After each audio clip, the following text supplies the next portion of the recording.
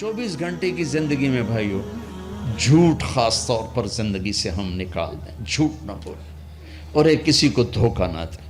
میرے نبی نے فرمایا میرا امتی ہر گناہ کر سکتا، دو نہیں کر سکتا، ایک جھوٹ کبھی نہیں بولے گا، ایک دھوکہ کبھی نہیں دے گا۔ تم جھوٹ نہ بولیں، دھوکہ نہ دیں، ظلم نہ کریں، زیادتی نہ کریں۔ تو ظلم و زیادتی سے اللہ کا غضب حرکت میں آ جاتا ہے۔ میرے نبی نے فرمایا من آذا ذمیا فقد آذانی، جس نے کسی غیر مسلم کو بھی دکھ پہنچایا تو اس نے مجھے دکھ پہنچایا، جس نے کسی غیر مسلم کو دکھ پہنچایا اس نے مجھے دکھ پہنچایا۔ میرے نبی نے تو اپنے ساتھ رہنے غیر مسلموں کے ساتھ اتنی رحمت للعالمین کا ثبوت دیا۔ ہم ان کے برتن بھی الگ کرتے، وہ برتن کو ہاتھ لگانے میں کہ دھو، برتن دھو کے لاؤ، اتنی نفرت کا اظہار۔ بھائیو محبت سے رہیں، اپنے کاروبار میں ہو سچ بولو، صحیح تولو، وعدہ خلافی نہ کرو، وعدے سے پھرو مت، کسی کو دھوکہ نہ دو، کسی کو فراڈ نہ کرو۔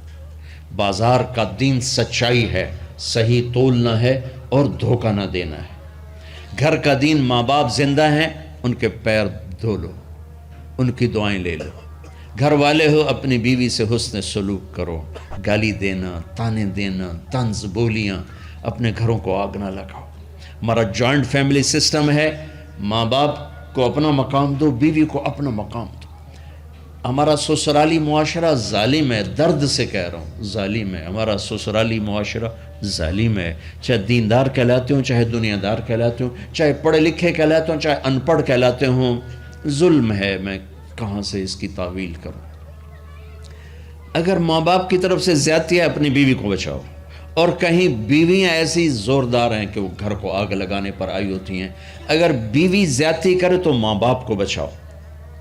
یہ تمہارا کام بیچ میں ایک پل بننا ہے، دونوں رشتوں کو جوڑنا ہے۔ جس طرف بہنوں کی طرف سے زیادتی ہے بیوی کو بچاؤ، بیوی کی طرف سے اپنے دوسرے رشتوں کو بچاؤ۔ ہم اس میں افراط ہوتا یعنی کمی زیادتی کا شکار ہیں۔ کچھ ماں باپ کے پریشر میں بیویوں پر ظلم ڈھا دیتے ہیں، اور کچھ بیویوں کے پریشر میں ماں باپ کو ذلیل کر دیتے ہیں۔ یہ دونوں انسانیت سے دور کی چیزیں ہیں۔ بھائیو اپنے نبی کی زندگی پڑھو اللہ کو۔ میرے نبی کی ایک حدیث سناؤں، میرے نبی نے فرمایا یہ جو میرے مدینے والے لوگ ہیں نا، یہ بڑے اچھے ہیں۔ ان کے گھر میں جب کسی کی ڈولی اترے نا تو اسے یوں لگتا ہے جیسے میں اپنے ماں باپ کے گھر ہی آ گئی۔ یہ چند دن پہلے میں نے حدیث پڑھی تو مجھے بڑا مزہ آیا کہ میرا تو مستقل مضمون ہے، بیان کرتا رہتا ہوں۔ آپ نے فرمایا کہ یہ جو میرے انصار ہیں مدینے والے، ان کے گھر میں کسی کی ڈولی آ جائے تو اسے یوں لگتا ہے جیسے اس کو اپنے ماں باپ اور ساس سسروں میں کوئی فرق ہی نہیں نظر آتا، کہ یہ ایسے اچھے اخلاق کے لوگ ہیں۔ چلو اگر یہ نہیں ہو سکتا تو کم از کم یہ نفرت تو نہ ہو، لگائی بجھائی، لڑائی جھگڑے، طلاقوں کی شرح بڑھ چکی ہے صرف زبان کی بدتمیزی پر، صرف زبان کی بدتمیزی پر، صرف زبان کی بدتمیزی پر طلاقوں کی شرح بڑھ چکی۔ بھائیو اپنے اخلاق سے، اپنے اخلاق سے اپنے رشتوں کو جیتو۔ ماں باپ کا دل جیتنا ہے، بہن بھائیوں کا دل جیتنا ہے، اپنی بیوی کا دل جیتنا ہے اچھے اخلاق کے ساتھ۔ بیوی کے ذمہ خاوند کا دل جیتے اچھے اخلاق کے ساتھ، ساس سسر کا دل جیتے اچھے اخلاق کے ساتھ، اپنے بہن بھائیوں کا دل جیتے اچھے اخلاق کے ساتھ۔ میرے رب کی قسم تم چپ رہنا سیکھ لو، عزت تمہارے قدموں میں آ کے گرے گی۔ جواب نہ دو، چپ ہو جاؤ، اللہ عزت تمہارے قدموں پہ لا کے کھڑا کر دو، تمہارے قدموں میں آ کے اللہ عزت کو گرائے گا۔ اولاد کو عزت دو، اولاد کو عزت دو، اولاد کو عزت دو، ان کو ٹائم دو، پھر یہ ساری زندگی تمہارے غلام بنیں گے۔ 3 سال کے بچے کو اسکول میں دھکا دے دیا، آیا تو ٹیوشن والے کے پاس بھیج دیا، اور خود اپنے مزے کیے، تو یہ اولاد کبھی تمہاری نہیں ہوگی۔ انہیں ٹائم دو، اور اولاد کی خواہشات کا خیال کرو۔ ان پر ایسے ماں باپ ہونے کی ایسی دھونس مت جماؤ۔ آج کل اولاد نافرمان ہے، آدھا قصور ماں باپ کا ہے، آدھا اولاد کا ہے، کہ یہ وہ شفقت اور وہ محبت اور وہ ٹائم نہیں دیتے، اس سے آگے بات خراب ہو جاتی۔ اور ایک بڑا حساس موضوع ہے، رشتے ناتوں میں اولاد کی رعایت کرو۔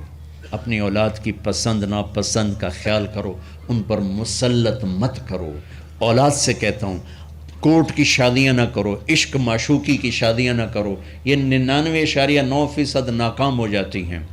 زندگی اور چیز ہے، عشق معشوقی اور چیز۔ اپنے ماں باپ کی دعائیں برکتیں لے کر شادی کرو۔ لیکن ماں باپ سے کہتا ہوں اگر کہیں بچی کہہ دے میں نے نہیں کرنی یہاں، تو اللہ کے واسطے اس کی رعایت کرو، اس کو گائے بھینس نہ بناؤ کہ جس قلے نال مرضی جا کے بن چھڈو۔ انسان ہے، جانور نہیں ہے، انسان ہے۔ زندگی جس نے گزارنی اس کی رعایت کرو، اس کی رعایت کرو۔ اولاد سے کہتا ہوں ایسے لو میرج اور گرل فرینڈ بوائے فرینڈ ہمارا کلچر نہیں ہے، یہ ہلاکت اور تباہی کا راستہ۔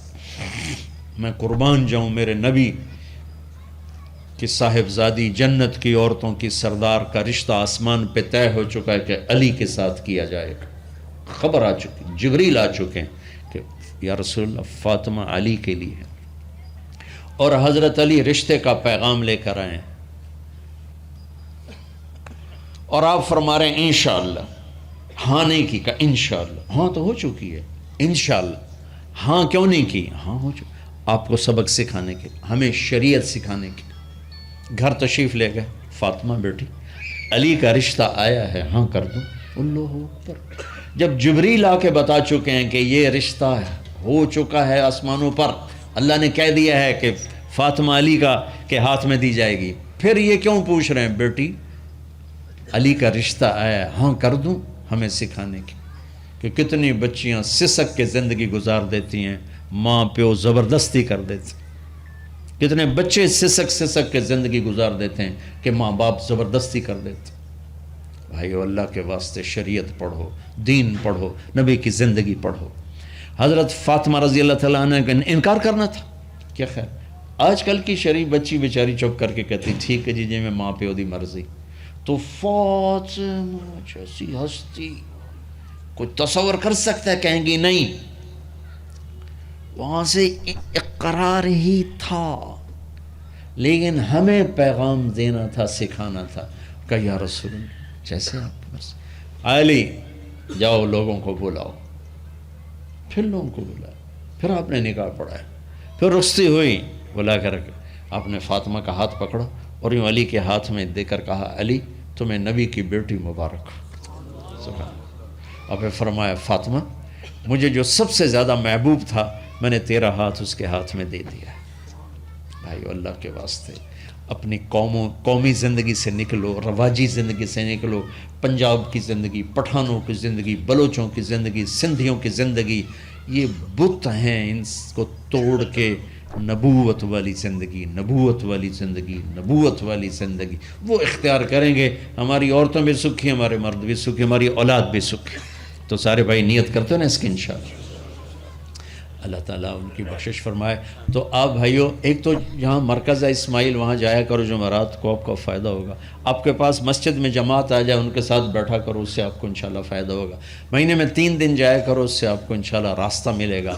اور دعا سے پہلے اگر کسی سے لڑے ہوئے ہو، مستورات میں کوئی کسی سے لڑی ہوئی ہے یا آپ کسی سے لڑے ہوئے ہو، تو کہ میں ہاتھ جوڑتا ہوں، مر جانے والی جگہ پہ کیا لڑائیاں، معاف کر دو، معاف کر دو، معاف کر دو، اللہ پہ چھوڑ دو۔